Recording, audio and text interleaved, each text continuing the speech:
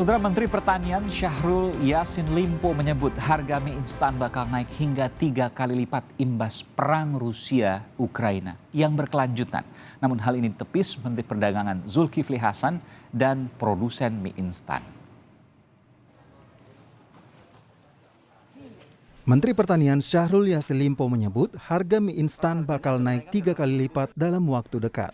Kenaikan harga mie instan ini karena 180 juta ton gandum tidak bisa keluar dari Ukraina akibat perang dengan Rusia. Belum selesai dengan climate change, kita dihadapi dengan perang Ukraina dan Rusia. Di mana di sana gandum tertimbun 18 juta ton, sekarang 180 juta ton. Nggak bisa keluar. Jadi hati-hati yang makan mie banyak dari gandum, besok harganya 3 kali lipat itu. Maafkan saya bicara ekstrim aja ini. Ya, ada gandumnya tapi harganya akan mahal banget. Sementara kita impor terus nih, gitu loh. Namun Menteri Perdagangan Zulkifli Hasan membantah harga mie instan bakal naik 3 kali lipat dalam waktu dekat. Mendak mengaku harga gandum memang naik imbas perang Rusia-Ukraina. Namun Menteri Perdagangan meyakini harga gandum turun pada September mendatang. Ada yang tanya, itu katanya mie akan naik 3 kali, tidak. Ya, mie tidak akan naik 3 kali karena gandum memang kemarin trennya naik karena gagal panen di Australia, ada 67 juta gagal, Kanada, Amerika, kemudian Rusia, Ukraina. Nah sekarang Presiden pergi ke Ukraina, Rusia berhasil. Gandum bebas sekarang, ya Pak ya. Jadi pasar gandum akan dibanjiri oleh Ukraina. Kemudian Australia juga panennya berhasil, Kanada berhasil, Amerika berhasil. Justru menurut saya nanti gandum September akan turun harganya, trennya turun, gitu ya, turun. Jadi kalau 3 kali tidak lah. Bahwa ada kemarin naik sedikit, ya naik sedikit. Asosiasi Produsen Tepung Terigu Indonesia menyebut kenaikan harga gandum tidak berdampak signifikan ke mie instan. Selain itu, kenaikan tertinggi hanya jenis gandum berprotein rendah yang biasa digunakan pada biskuit. Produsen mie instan menyebut pasokan gandum dalam negeri masih aman sehingga harga mie instan tidak akan naik 3 kali lipat. Nah, sehingga kalau mengatakan 3 kali lipat itu mungkin dosanya bukan hanya terigu, bisa macam-macam, ya kan? Ada cabai dalamnya. Mungkin cabainya yang naik 3 kali lipat dari 30.000 jadi 120.000. Ya kan? Ada minyak gorengnya. Kan ada minyak goreng kan? Di ininya juga ada minyak. Ya kan? Minyak gorengnya kan naik 100%. Asosiasi Mie Instan Dunia mencatat, Indonesia berada di peringkat 2 negara konsumen terbesar mie instan. Di tahun 2020, masyarakat Indonesia mengonsumsi 12,64 juta porsi mie instan. Di peringkat pertama Tiongkok dengan konsumsi 46,35 juta porsi mie instan. Sementara itu, Badan Pusat Statistik atau BPS mencatat rata-rata konsumsi mie instan di Indonesia pada tahun 2020 tercatat 3,63 bungkus per orang untuk setiap bulan.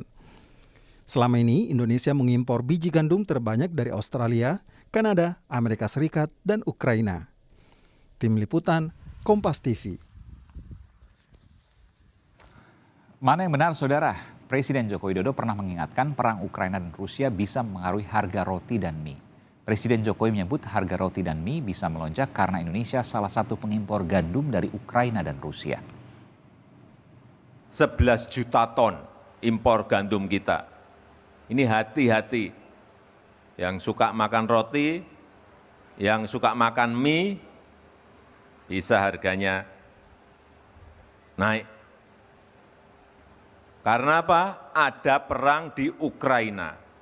Kenapa perang di Ukraina mempengaruhi harga gandum? Karena produksi gandum itu 30-40% berada di negara itu.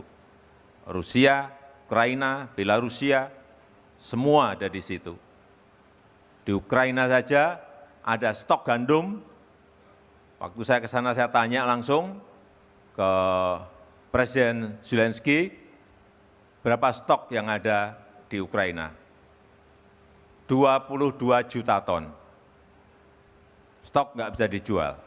Kemudian ada panen baru ini 55 juta ton, artinya stoknya sudah 77 juta ton. Di Rusia sendiri, saya tanya ke Presiden Putin, ada berapa stok di Rusia? 130 juta ton. Bayangkan. Lalu bagaimana sesungguhnya saudara?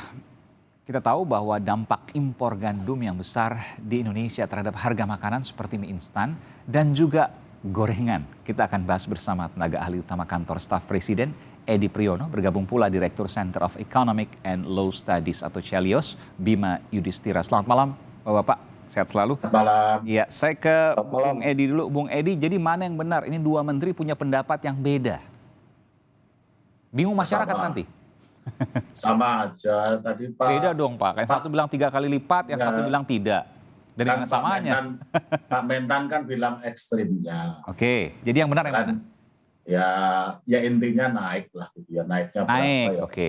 Tapi maksimal 3 kali lipat, mungkin tidak 3 kali lipat, begitu ya? Ya sangat mungkin tidak lah gitu ya, kalau Sangat sampai mungkin tidak. se-ekstrim itu ya. Itu tadi Pak Mentan kan ekstrimnya ya. Kan yang ekstrim-ekstrim kan jarang terjadi, ya mudah-mudahan enggak lah.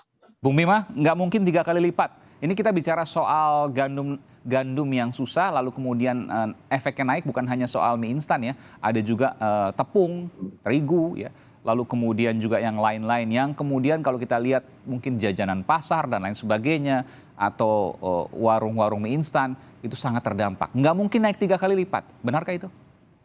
Jadi gini ya, sebenarnya gandum di pasar spot internasional sudah naik 5% secara tahunan.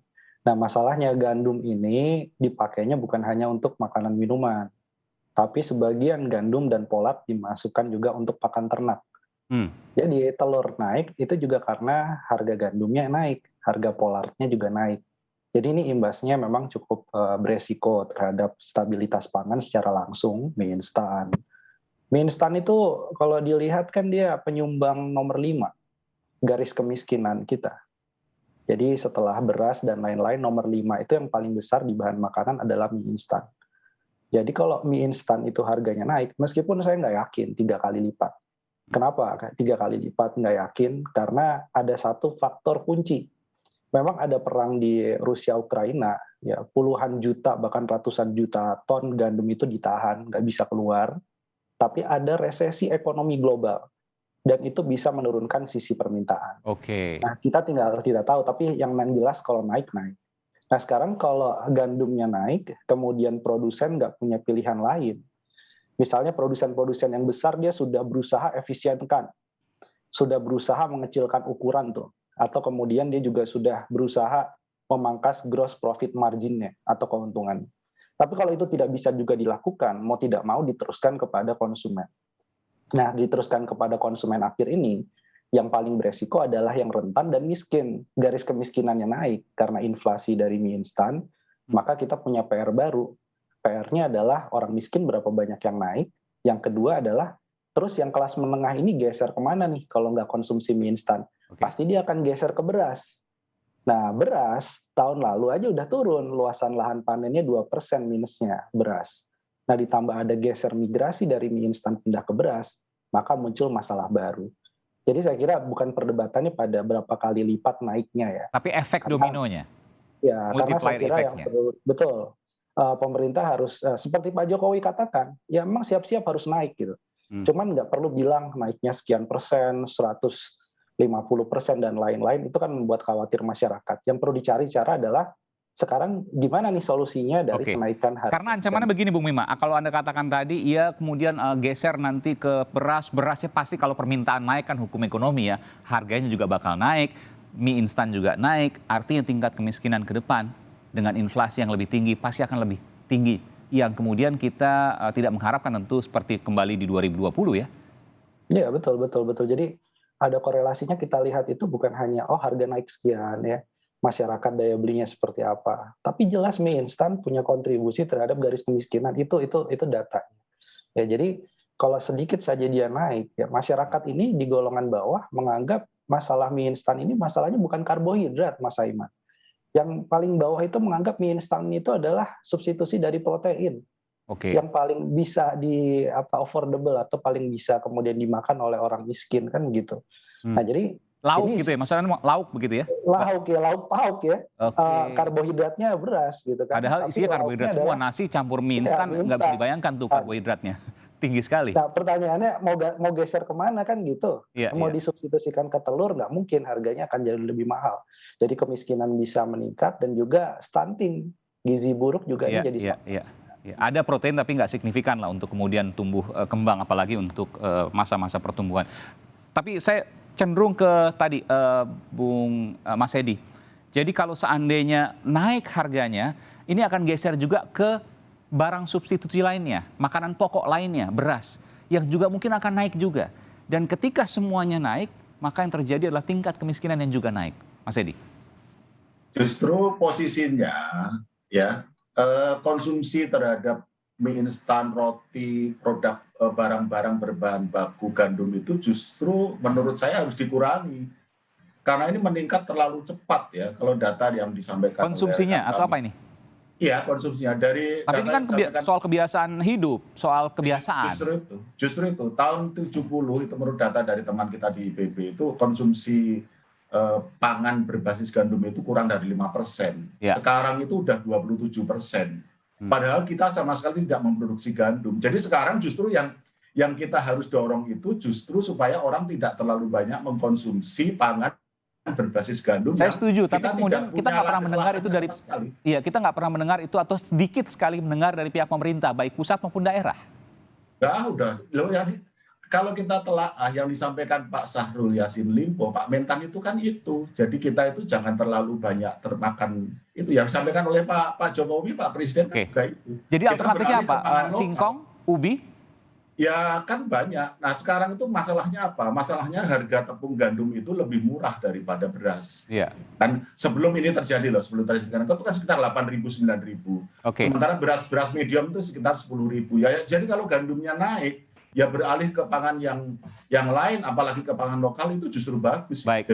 Justru itu posisinya. Iya, meskipun banyak orang juga yang kita khawatirkan, justru itu yang harus didorong. Iya, meskipun banyak orang juga bergantung dari komoditas ini, baik tadi saya bilang tepung dan lain sebagainya. Ke Bung Bima, mungkinkah ini kemudian kita mengubah kebiasaan ya untuk jangka panjang mungkin, tapi untuk jangka pendek, untuk quick wins, apakah mungkin? Ya, jadi begini, selama ini kan dianggap bahwa regulasi pemerintah terutama terkait dengan impor gandum ya, itu kan sangat nyaman sekali bagi importir dan juga bagi industri pengolahan yang basisnya adalah gandum, kan itu harus diakui. Jadi perubahan kembali lagi kita konsumsi ke substitusinya, tentu pertanyaannya adalah siap nggak penggantinya gandum dari skala produksinya? Kan gitu. Pemerintah sering bilang bahwa ada sorghum, kemudian juga ada tapioka, dari jagung juga bisa sekarang banyak mie olahan dari jagung. Iya, tetapi ini kan kita butuh quick win dan seberapa cepat dia bisa menjadikan substitusi kepada gandum tadi. Kalau enggak, maka gesernya akan ke beras tadi yang paling mungkin. Jadi konsumsi berasnya akan naik. Jadi cara yang paling efektif apa untuk quick win tadi? Untuk quick win sekarang saya usul yang dilakukan Pak Jokowi dengan diplomasi dagang itu harus didorong. Oke, jadi tetap supply-nya dijaga ya, tetap supply-nya dimasukkan dulu. Ya betul, mau nggak mau ya dalam jangka waktu pendek. Karena kita berhalusinasi namanya kalau disuruh masyarakat mengurangi gandum hanya dalam kurun waktu 6 bulan atau 1 tahun terakhir ini kan sangat susah.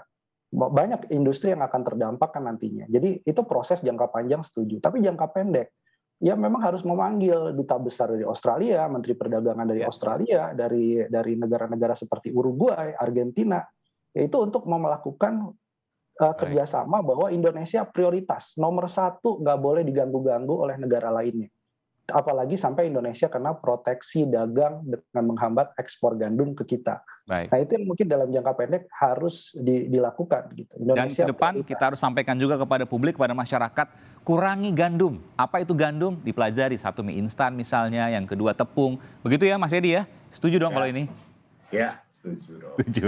Banyak yang pengganti, bisa dari ubi, bisa dari tapioka, bisa dari singkong dan lain sebagainya. Tentu ini perlu ilmu yang tambahan yang kemudian disampaikan oleh para influencer dari pemerintah yang kemudian secara cermat disampaikan, karena ini punya potensi luar biasa. Kalau kita tergantung dengan gandum ke depan, maka kita bisa didikte juga. Tapi bagaimana kemudian diplomasi gandum ini nanti dilakukan oleh Presiden Jokowi untuk quick win, kita akan cermati sama-sama. Menarik untuk kita lihat nanti. Terima kasih Bung Bima Yudhistira dari Celios dan juga Bung Edi dari kantor staf Presiden. Terima kasih, selamat malam, sehat selalu.